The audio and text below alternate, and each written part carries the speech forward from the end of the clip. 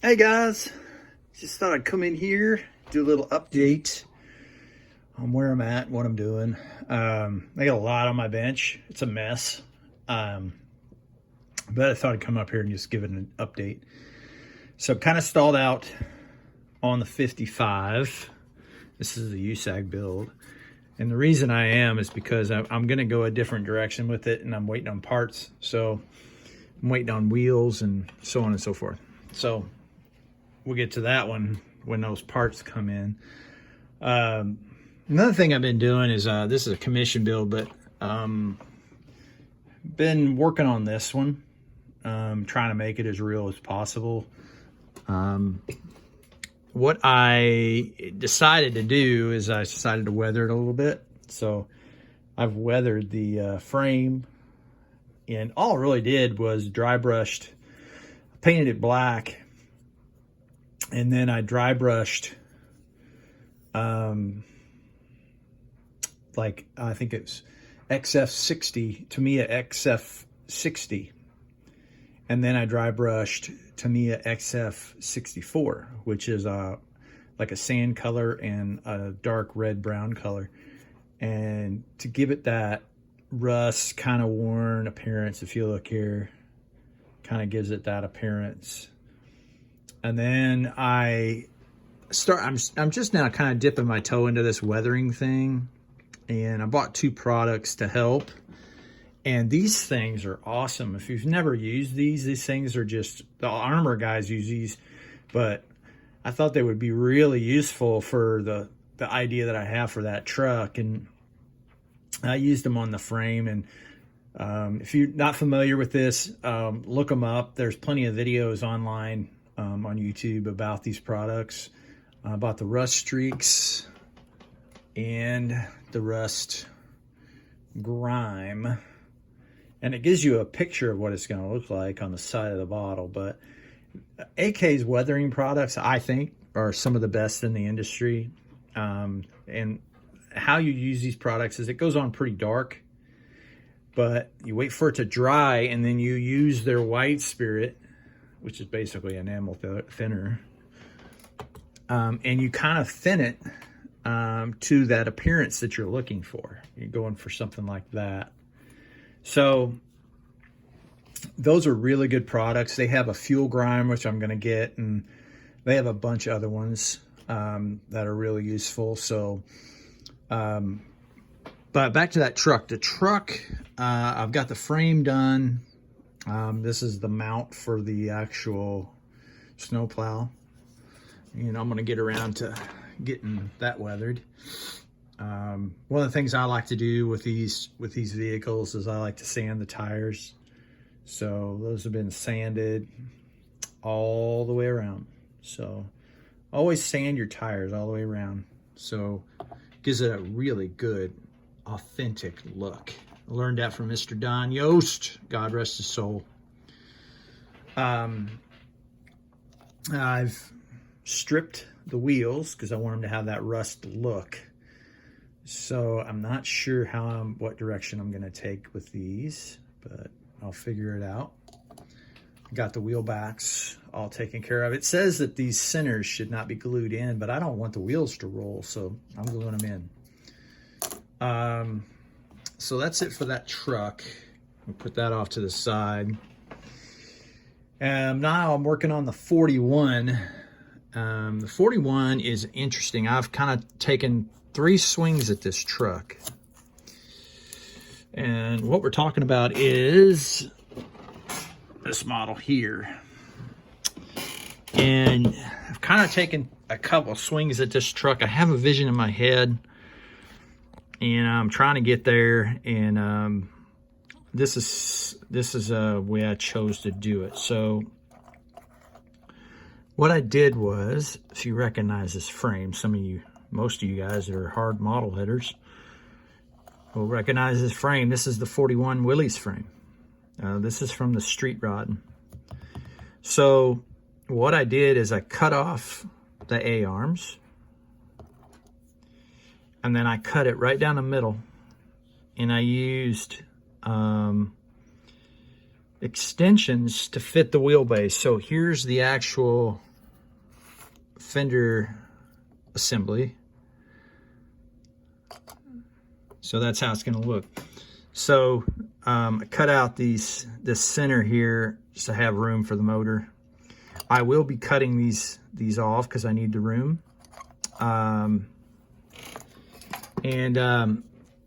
That's kind of where I'm at with this truck, and I'm gonna keep pecking at this truck. This is for Jason's street rod. I'm definitely not gonna get this done in time, but I'm gonna keep swinging at it so I can get what I'm looking for out of the truck, and just kind of give you some insight. I want to do a product review on a product I've been dying to try, but I never really had the funds or justification to try it, and now I do.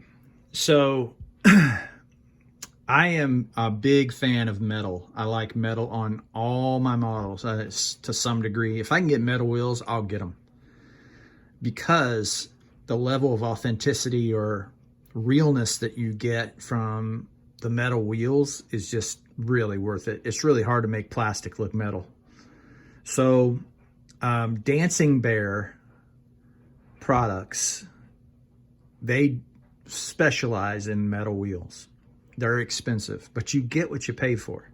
I'm a firm believer in that, especially in the model industry. You get what you pay for. Very rarely in the model industry do you run up on something that's just so overpriced you're like, it just doesn't make sense. You can go to some of these shows, and some of these guys will have kits that they think are worth a lot. They'll have them really high priced.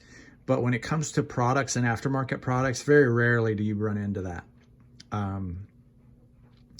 So I was dying to try them. So this is what you get in the mail when you order from Dancing Bear. So there's his little card on the inside.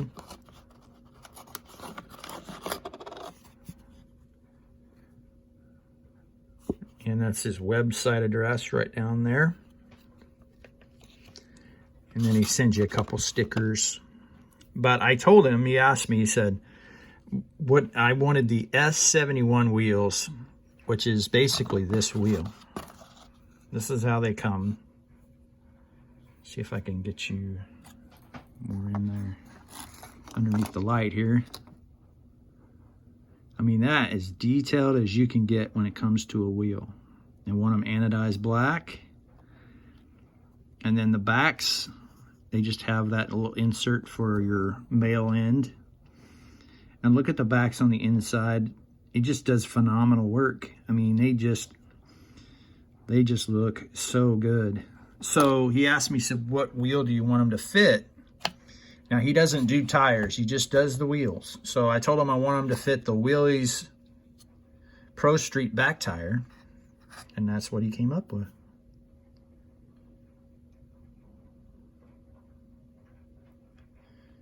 I like that a lot. And then here's the other back tire. Trying to decide if I want but look at the fit. It's perfect. There's no gaps. It's set down in the wheel like it's supposed to be. Just looks really good. And then he asked me what front tires I was using. I told him AMT Chevelle Pro Street tires. So he basically sent these to fit that. Perfect fit. And the quality of these wheels is just phenomenal. So I'm planning on putting that on the 41 if I can make it work. Now, if you look at the 41, see if I can do this. I don't think so.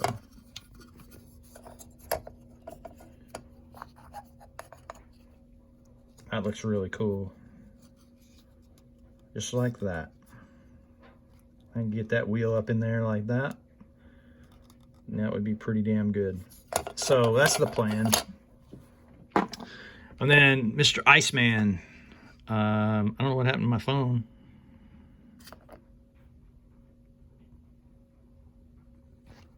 There we go. Mr. Iceman and his motors. See if I can get that to focus.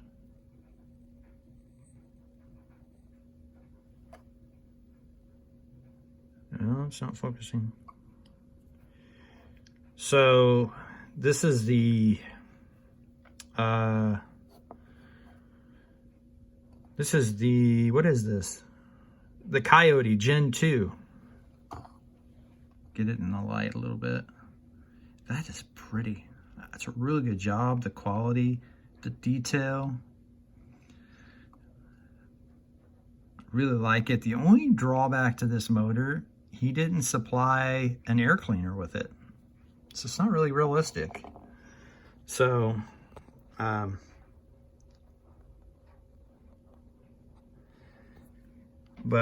it's got a lot of detail on it that I love. So that's what I'm up to. It's a very dreary day here in Nebraska, in Omaha. And it's a really good day to do some model work and be at the bench, except for one little thing. You can't paint because it's raining outside. But I hope everybody out there enjoys their Sunday afternoon, enjoys some football. I'll see you guys on the next one. This is Terry, and I'm out.